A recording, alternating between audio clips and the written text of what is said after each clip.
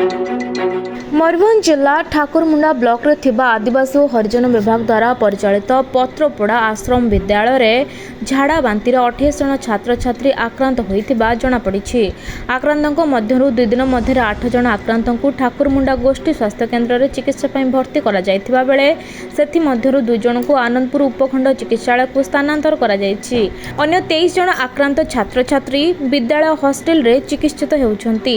आश्रम विद्यालय रे मोट 372 जन छात्र छात्री रहिछंती। बुधवार आश्रम विद्यालय को मेडिकल टीम जाई पहुंची खाद्य पानीय पई झाड़ा बांती होइथिबा स्वास्थ्य केन्द्रर भारप्राप्त अधिकारी चित्तरंजन नायक कहिसंती।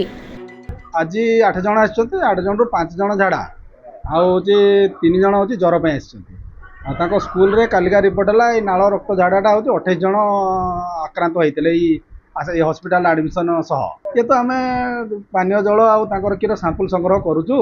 पानीय जल कि खाद्य रो होईची आमे सब सैंपल परीक्षा के आसिला पर आमे गोटे फाइनल रिपोर्ट कहि परिबु। किंतु जहाँ संदेह करा होची जेहेतु झाड़ा और डिसेंट्री जिंस एडा होची खाद्य पानीय कोतर होइतबार संभावना अछि।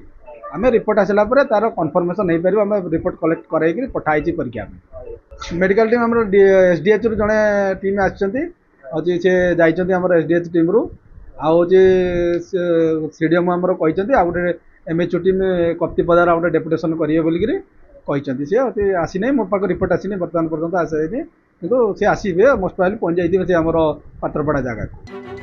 मयूरभंज प्रदीप होता रिपोर्ट खबर ओडिशा।